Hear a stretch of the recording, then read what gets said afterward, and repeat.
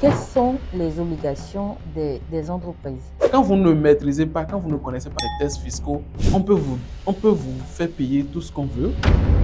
Vous êtes conscient qu'il faut payer les impôts. Vous êtes exonéré de la TPS sur les 12 premiers mois et aucun agent des impôts. Donc le fisc ne viendra jamais vous demander de payer un quelconque impôt en matière de l'impôt sur le revenu. Dans un environnement économique en constante mutation, la fiscalité s'impose comme une composante stratégique de la gestion d'entreprise. Mais entre complexité des textes et manque d'anticipation, les entreprises se retrouvent souvent piégées, oscillant entre négligence et insécurité juridique. Quelles sont les véritables conséquences de cette zone grise? À quel point la mauvaise gestion fiscale peut-elle devenir un risque systémique? Pour y voir plus clair, nous recevons Monsieur Parfait Onsou, fiscaliste, pour un éclairage précis sur les enjeux, les responsabilités et les solutions à porter pour les entreprises. Bonjour, Monsieur Parfait Onsou. Présentez-vous, s'il vous plaît. Bonjour madame, bonjour tes chers téléspectateurs. Euh, Parfait Ronceau, comme vous l'avez dit, fiscaliste, membre de l'Association béninoise des experts fiscalistes et membre du groupe de travail fiscalité du secteur privé près de la CCI Bénin. Avant de parler de conséquences, avant de parler d'obligations, commençons par poser les bases. L'expression insécurité juridique fiscale revient souvent dans les milieux d'affaires, mais reste parfois floue. Comment la définissez-vous précisément? Alors, la question d'insécurité juridique fiscale.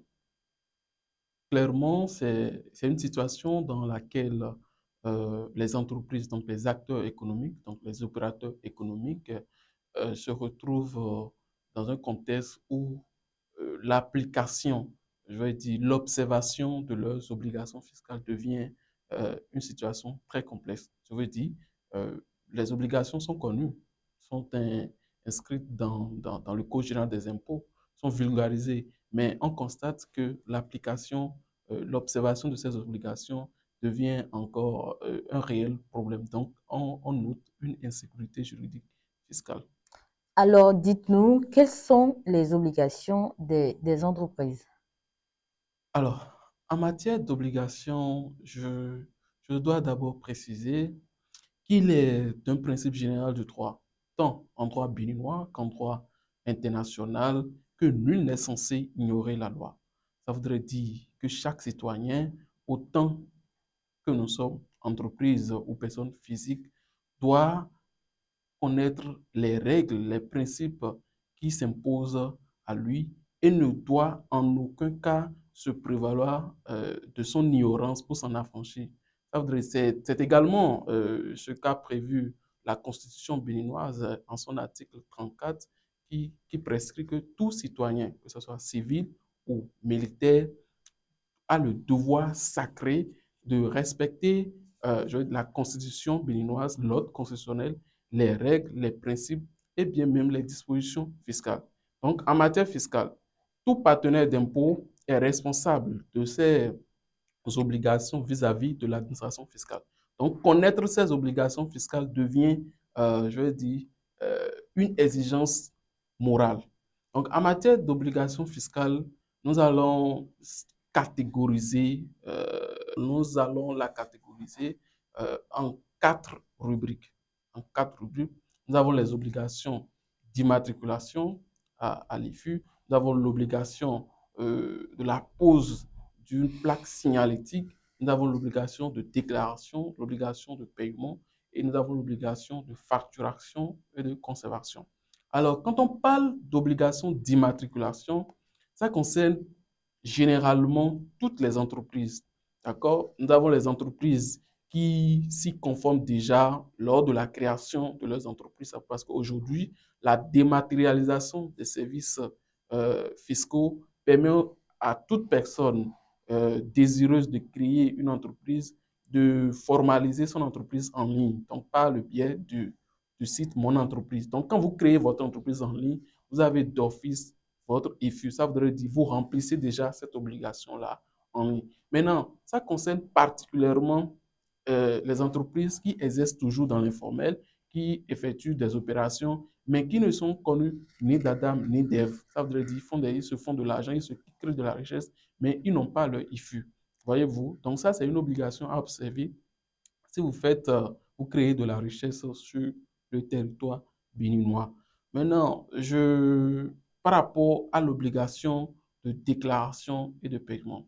Maintenant que vous êtes immatriculé, d'accord, vous avez créé votre entreprise, généralement, vous avez les documents permanents, donc le registre de commerce de votre entreprise, vous avez l'annonce légale, tous les autres documents nécessaires, vous avez votre IFU.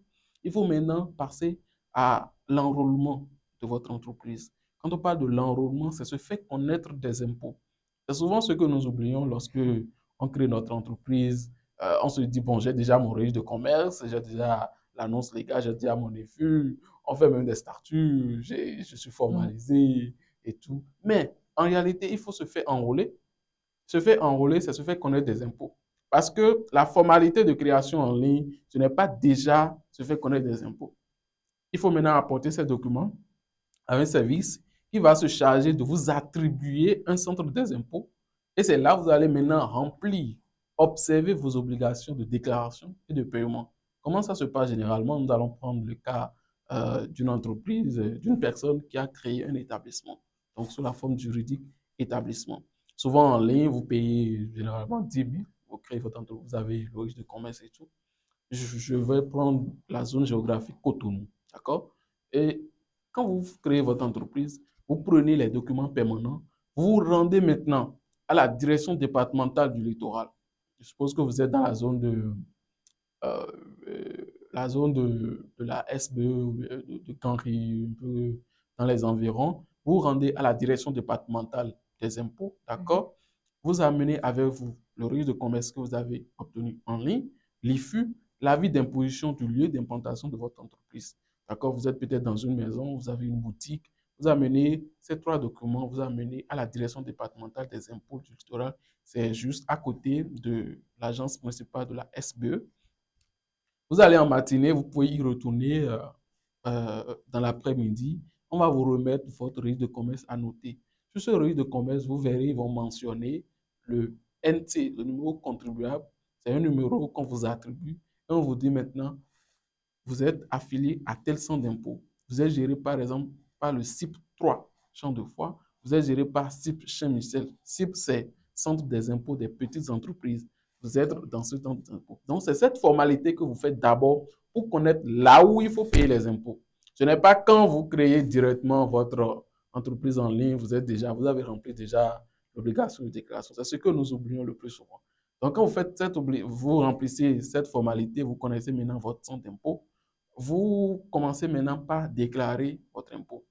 Voyez-vous? Donc, vous payez votre impôt. Et je souligne, lorsque vous êtes dans les règles, vous faites les choses dans les règles de l'art en tant qu'établissement, vous bénéficiez de 12, et sur les 12 premiers mois d'activité, vous êtes exonéré. Parce qu'en tant qu'établissement, vous êtes assujetti à la TPS. Donc, vous êtes au régime de la TPS. TPS, c'est taxe professionnelle synthétique. D'accord? Donc, vous êtes exonéré sur les 12 premiers mois d'activité. Et c'est après les 12 mois maintenant que vous commencez par payer les impôts. Mais attention, dans la période d'exonération, vous n'êtes pas exempté de la cotisation CCIB. Parce qu'une fois que vous détenez un registre de commerce maintenant, vous devez payer la cotisation CCIB. Quand bien même vous n'avez rien réalisé, vous payez le minimum qui s'élève à 10 000 francs, à 20 000 francs, pardon, et vous payez la redevance ORTB, prélèvement ORTB, qui est de 4 000. Vous payez 24 000. Vous avez maintenant la possibilité, d'accord, de solliciter et d'obtenir une première attestation fiscale. Et c'est très important. Souvent, quand je discute avec les entreprises, je leur dis, ce n'est pas euh, obtenir un registre de commerce, ça s'arrête là, non. Nous allons aller encore beaucoup plus loin. Nous allons vous obtenir une première attestation qui prouve que, alors, vous êtes une entreprise formelle sur le territoire. Mais vous oubliez quelque chose. La patente. Vous ne pensez pas que tout ça, c'est comme pour étouffer un chef d'entreprise? Je vous le permettez, je dois rectifier ça en même temps parce que la TPS, la TPS dont il est question, taxe professionnelle synthétique, il faut dire que c'est un impôt synthétique qui regroupe 4 types d'impôts. C'est ce que la plupart oublient. Quand vous n'êtes pas informé, c'est justement le pourquoi je suis très content quand vous m'avez parlé de cette thématique, la négligence des tests fiscaux. Quelles sont les conséquences pour les retardataires? Quand vous ne maîtrisez pas, quand vous ne connaissez pas les tests fiscaux, on peut vous faire payer tout ce qu'on veut, on peut vous dire tout, mais l'État s'efforce, le gouvernement depuis 2016 s'efforce quand même à vulgariser les tests. Quand vous allez sur le net aujourd'hui, vous tapez Code général des impôts, ça sort, vous pouvez télécharger, vous pouvez lire. Vous tapez quelque chose sur le net, sur les réseaux sociaux, vous allez sur Facebook aujourd'hui, vous tapez tout, sur YouTube, vous tapez tout. Vous aurez toutes les informations nécessaires, tellement les dispositions fiscales sont vulgarisées. Mais pour la dame qui n'est pas assez instruite, Alors, j'en viens. Quand je parle de la TPS, que c'est un impôt synthétique, la patente y compris. La TPS est composée de quoi? La contribution de la patente, d'accord? La contribution de la licence pour les entreprises qui vendent des boissons fermentées et autres, est composée de l'impôt sur le revenu, est composée du VPS. C'est un impôt qui favorise une entreprise naissante, d'accord? Parce que quand vous êtes une entreprise naissante, les impôts auxquels vous êtes assujettis en même temps, c'est quoi? C'est le VPS pour le compte de vos employés, c'est l'impôt sur le revenu pour les activités que vous avez réalisées, la patente, la contribution de la patente pour avoir mis en place une activité sur le territoire. Mais quand on dit que vous êtes exonéré sur les 12 premiers mois d'activité, vous ne payez pas la patente. quand je prends un établissement, la pauvre dame qui a une petite boutique, qui a décidé de ne pas exercer dans l'informel, alors qu'elle ne maîtrise même pas les textes, elle n'est pas assez instruite pour savoir que je suis exonérée pendant 12 mois et que je ne devais même plus payer la patente, alors que la patente viendra réclamer son argent. Comment vous faites pour que ces dames-là ne souffrent pas parce qu'elles ne sont pas assez instruites? D'accord. C'est en cela je salue l'initiative de la CCI Bénin par rapport à la consultation gratuite. C'est une très bonne initiative, ce que fait la CCIB. Quand vous voulez créer votre entreprise, c'est comme si vous souffrez d'une maladie. Vous ne voyez pas, quand vous souffrez d'une maladie, est-ce que vous allez vous rapprocher d'un mécanicien? Non. Vous allez vous rapprocher peut-être d'un médecin qui connaît la chose. Et aujourd'hui, la Chambre de commerce et de l'industrie du Bénin, aujourd'hui, a tellement d'événements qui permettent aux entreprises naissantes d'être informées, de connaître leurs obligations. C'est l'initiative par rapport, je vais dire, la rencontre des experts fiscalistes, une consultation gratuite où vous ne payez quasiment rien. Vous ne payez rien, c'est pas quasiment, vous ne payez rien. Vous venez, vous exposez votre problème, on vous donne des solutions, on vous met sur des bonnes voies et vous rentrez chez vous et vous les mettez en pratique. Quand vous créez votre... Avant même, quand vous commencez par réfléchir, vous avez entamé les réflexions pour pouvoir mettre en... Même si c'est pour mettre en place une structure de mobile money, comme on le dit, mais c'est une entreprise. Parce qu'aujourd'hui, on vous demande l'IFU et le registre de commerce à MTN ou bien cette structure de GSM là. Avant même d'en arriver là, vous pouvez vous rendre à la CCIB, rencontrer, même si ce n'est pas encore la séance de la rencontre des experts, rencontrez les agents de la CCIB, posez votre problème, ils vont vous trouver des solutions. C'est le rôle, c'est l'un des rôles de la CCIB. Donc, la CCIB vous met sur des bonnes voies. Madame, vous voulez créer votre société, mais sous quelle forme juridique?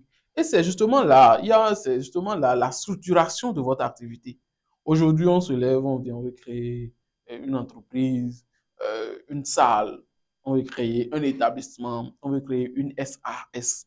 Mais les obligations, quand je suis un établissement, quelles sont les obligations quand je suis une société, une salle? Quelles sont les obligations quand je suis une... Rapprochez-vous de la CCIB, vous aurez toutes les informations nécessaires qu'il faut. Alors, puisqu'on parle des établissements, c'est ça. Quand vous êtes dans les 12 premiers mois d'activité et que vous avez rempli l'obligation relative, vous avez fait accomplir les formalités relatives à l'enrôlement, donc vous faites connaître des impôts, vous connaissez maintenant votre somme d'impôt, vous êtes exonéré de la TPS sur les 12 premiers mois et aucun agent des impôts, donc le fisc ne viendra jamais vous demander de payer un quelconque impôt en matière de l'impôt sur le revenu. Vous parlez tout à l'heure en parlant des obligations des entreprises de l'enseigne, D'accord? quelles sont les conséquences pour un établissement ou une entreprise qui, malgré qu'il soit dans les règles, euh, immatriculation, CCI Bénin, DGI et tout ce qui va avec, quelles sont les conséquences pour une entreprise qui n'a pas son enseigne? Alors, conformément aux dispositions fiscales, si j'ai bonne mémoire, l'article 465 et tout à vérifier, l'amende est de 100 000 si vous n'avez pas posé une plaque signalétique visible jour et nuit sur laquelle on voit clairement la raison sociale de votre entreprise, le numéro de votre registre de commerce, votre IFU, votre contact, votre adresse. Vous êtes imposé, vous êtes passible d'une amende de 100 000. Maintenant, lorsque vous faites l'objet d'une mise en demeure que vous ne respectez toujours pas, ça passe à 200 000. Donc, c'est la sanction, c'est la conséquence directe la conséquence fiscale directe de cette obligation de la pose d'une plaque signalétique. Vous parlez également des facturations. Une entreprise qui a peut-être un certain nombre d'employés, qui doit quand même justifier les sorties en matière de finances, de dépenses et tout, si les facturations ne sont pas à jour, il arrive que certaines entreprises fassent des dépenses sans pouvoir les justifier. Quelles sont les conséquences quand il y aura un contrôle fiscal? D'accord. Ça dépend. La conséquence directe pour la société, pour une entreprise, lorsqu'elle est constituée sous forme d'une société à responsabilité limitée, c'est le rejet automatique de ses charges. Je donne un exemple. Lorsque je suis une société, d'accord, je suis imposé à un impôt sur le revenu dénommé impôt sur les sociétés. Depuis la refonte du Code général des impôts de 2022, lorsque vous êtes une société, vous êtes, quel que soit votre chiffre d'affaires, imposé à l'impôt sur les sociétés. C'est avant 2022, il faut voir, j'ai réalisé combien comme chiffre d'affaires, si je suis en dessous de 50 millions, je suis à la TPS, quand je suis à plus de 50 millions, je suis à l'IS. Aujourd'hui, quand vous êtes une société, vous êtes d'office à l'impôt sur les sociétés. Et pour déterminer l'impôt sur les sociétés, il faut d'abord déterminer votre bénéfice imposable. Et qui parle de bénéfice imposable, c'est les produits moins les charges. Je prends l'exemple d'une société qui est dans la prestation, qui est dans la prestation à des clients et tout. Quand les gens sollicitent l'expertise de cette entreprise-là, l'entreprise fournit sa prestation, facture peut-être au cours de l'année 7 millions. Maintenant, l'entreprise dispose des prestataires au sein de l'entreprise, des prestataires qui font le travail, d'accord? Maintenant, on va faire les produits, les 7 millions, moins le coût des prestations que l'entreprise a supporté. Ça, on aura le résultat comptable, on aura le bénéfice de l'entreprise. Mais fiscalement, comment est-ce qu'il faut justifier les charges, les coûts de prestation? Si ces prestations ne sont pas sous-tendues par une facture, des pièces justificatives probantes. Donc, au Bénin, aujourd'hui, les pièces justificatives probantes, c'est la facture normalisée. D'accord? Si c'est des prestations sur le territoire, en tout cas, des factures normalisées. Donc, si l'entreprise n'a pas, pour justifier ces charges-là, n'a pas la facture normalisée, la charge sera réintégrée.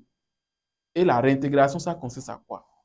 Quand j'ai un produit de 7 millions, j'ai des charges de 5 millions. Si je n'ai pas de facture normalisée de 5 millions, on va rejeter ces charges-là. D'accord? Ça veut dire que l'impôt ne fait que augmenter. Donc, c'est très important pour vous, entreprise, constituée sous forme de société, de SAR, de SAS, de SA, de toujours prendre le temps de justifier vos charges avec des factures normalisées probantes. Et ces factures normalisées doivent composer toutes les mentions légales, à savoir les informations de votre client. Quand on n'a pas d'informations de client, nous avons quoi? Nous avons la raison sociale. Nous avons l'IFU du client, nous avons l'adresse, le contact.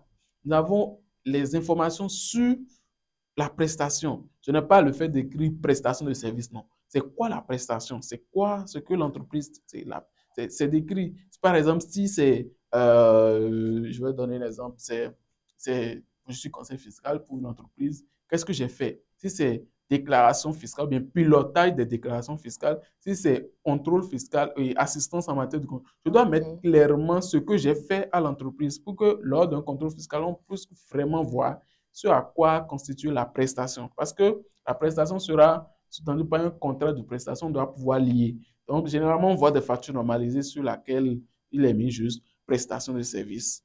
C'est vrai, ce n'est pas encore un motif du rejet de la facture normalisée, mais toujours est-il qu'il est bien de mentionner dans la désignation le pourquoi on vous a payé. D'accord? Et donc, l'autre mention obligatoire de la facture, c'est le code QR. D'accord? Le code QR qui permet de décompter le nombre de factures normalisées, d'accord, du prestataire. Donc, c'est très important. Toutes les charges doivent être justifiées. Souvent, la fiscalité est perçue comme une contrainte administrative de plus. Pourtant, la négligence peut avoir un coût lourd pour les entreprises, comme vous l'expliquez depuis tout à l'heure. Quelles sont les conséquences directes d'un manquement de paiement des impôts pour une entreprise, peut-être parce que cette entreprise-là a connu des Difficultés de difficultés trésorerie. Voilà. Alors, c'est une préoccupation qui revient toujours. Maintenant que vous connaissez vos obligations, vous êtes conscient qu'il faut payer les impôts, d'accord? Mais vous n'avez pas la trésorerie. La question que je me pose le plus souvent, pourquoi vous n'avez pas de la trésorerie? Si vous avez réalisé les opérations et que vous avez la trésorerie pour payer les impôts. Mais la conséquence directe, lorsque vous ne... Parce que nous avons les obligations de déclaration et l'obligation de paiement. Et il faut rappeler, d'accord, qu'au Bénin, nous sommes dans un système déclaratif. Et le système déclaratif, ça voudrait dire quoi? Ce que vous avez réalisé, on vous demande de venir déclarer et de payer. Donc là, nous avons deux obligations. Obligation de déclaration, obligation de paiement. Et si vous n'observez pas l'obligation de déclaration, la conséquence, elle est là, clé. Lorsque vous n'observez pas l'obligation de paiement, la conséquence, elle est là. Donc ça voudrait dire, si vous observez l'obligation de déclaration et que vous ne payez pas, la conséquence, elle est là. Alors, en matière de conséquences, l'obligation de déclaration, vous êtes assujetti maintenant à une pénalité de 20% du montant que vous aurez déclaré, que vous aurez pu déclarer. Si par exemple, vous avez manqué de déclarer un impôt de 200 000 et que lors d'un contrôle fiscal, on se rend compte que vous devez normalement déclarer 200 000, vous êtes assujetti à une pénalité de 20%. Donc, on vous applique 20%. 20% parce qu'on vous a rappelé que vous devez payer les 200 000. D'accord? Okay. Aujourd'hui, la dématérialisation des services, nous avons une plateforme ITAS qui permet à toutes les entreprises, encore que c'est élargi maintenant à toutes les petites entreprises qui sont gérées par les CIP, les centres d'impôt des petites entreprises, ITAS, où vous pouvez, depuis chez vous, depuis votre lit, avec votre poste, vous pouvez faire votre déclaration. Aujourd'hui, quand vous déclarez votre impôt sur la plateforme et que vous ne payez pas, il y a une pénalité de recouvrement qui est de 10%. Tout ça, c'est prévu dans le Code général des impôts. Donc, ça veut dire ici, même si vous devez payer un impôt de 200 000 et que vous déclarez les 200 000 et que vous ne payez pas les 200 000, on vous applique, je vais dire, une pénalité de recouvrement de 10%. D'accord? Donc, ce qui est recommandé, et ça, c'est des privilèges fiscaux pour les entreprises qui connaissent leurs obligations et qui, quand même, ont pris l'initiative de déclarer. Si vous déclarez les 200 000 et que vous voyez que vous n'avez pas la trésorerie de payer, vous avez la possibilité de vous rapprocher de votre receveur des impôts, de votre centre d'impôt, et de payer d'abord ne serait-ce que les 1/3 des 200 000 et de solliciter, je vais dire, un engagement, de prendre un engagement sur 3 mois pour pouvoir payer. Ça, c'est des facilités que la Direction générale des impôts, à travers une note circulaire, qui permet aux entreprises donc, de souffler de rester à jour sans être dépassé. Voilà, voyez-vous. Donc, beaucoup d'entreprises ne savent pas Et c'est pour ça, parce que je n'ai pas de la trésorerie, on ne déclare même pas. Parce que je n'ai pas la trésorerie, on ne déclare. Mais d'abord, il faut d'abord déclarer, payer ne serait-ce que le un tiers et solliciter un engagement sur le reste. Euh, on a quand même remarqué que la capacité des entreprises à s'adapter aux changements climatiques fréquents dans la législation fiscale est un peu compliquée. Ils n'arrivent pas à suivre forcément quand il y a des changements dans la législation fiscale. Quels conseils donneriez-vous pour une meilleure anticipation de ces changements-là? Oui, vous voulez parler des lois de finances que nous avons chaque année Oui. qui apportent ou bien corrigent une ancienne disposition. Oui. Oui, la Direction générale des impôts a pris toutes les dispositions nécessaires pour pouvoir vulgariser la loi. Vous aurez pu constater la loi de finances pour la gestion 2025 qui a des modifications au niveau du Code général des impôts et la modification qui a tapé beaucoup plus à l'œil ou même l'entreprise qui est au fin fond du pays, c'est quand même qu'aujourd'hui, qui ne peut pas payer, euh, qui ne peut pas payer plus de 100 000 à une autre entreprise, sinon il y aura les droits de thème de 1%. Donc, ça a été tellement vulgarisé. Vous allez sur Facebook, vous allez retrouver, vous allez sur YouTube, les radios ont vulgarisé ces dispositions-là. Maintenant, si en marge de tout ça, vous n'êtes pas informé, vous pensez que vous n'êtes pas informé, vous n'êtes toujours pas informé par rapport aux nouvelles dispositions, je le dis et je le répète, rapprochez-vous de la Chambre de commerce et de l'industrie du Bénin et c'est votre droit de demander est-ce que par rapport à mon activité, c'est mon modèle de business là, par rapport à mon activité, est-ce que cette année, il y a de nouvelles dispositions? Cette année, par exemple, la rencontre des experts fiscalistes, on a reçu des entreprises qui ont posé cette préoccupation. Je suis, par exemple, dans la transformation de jus d'orange, je suis dans la prestation, je suis dans le conseil. Est-ce qu'entre-temps, il y a eu de nouvelles dispositions que je dois observer, de nouvelles obligations que je dois observer, et si je ne les observe pas, quelles sont les conséquences directes fiscales? C'est ça. Donc, c'est la moindre des choses pour moi, pour toute entreprise à divers niveaux, c'est de se rapprocher. Si l'entreprise ne peut pas consulter le site de la Direction générale des impôts, qui est accessible à tous, la plateforme YouTube de l'entreprise, Facebook et consorts, c'est de se rapprocher de la Chambre de commerce et de l'industrie du Bénin pour être informé sur... Et aussi, ces entreprises, la porte, je vais dire le portail de la Direction générale des impôts, je pense, est grandement ouvert pour toutes ces entreprises et les inspecteurs des impôts sont disposés, je pense, à répondre à toutes les questions de ces entreprises-là. Parce que c'est quand je connais mes obligations que je peux les observer. D'accord? Oui. Donc, c'est ce que je peux dire, c'est ce que je peux conseiller à toutes les entreprises quand il y a souvent de nouvelles lois de finances pour la gestion d'une année précise. Eh bien, en matière fiscale, l'ignorance n'est jamais une excuse et la négligence se paie souvent cher. Cet échange rappelle aux chefs d'entreprise que la conformité ne doit pas être vue comme une contrainte, mais comme une protection stratégique.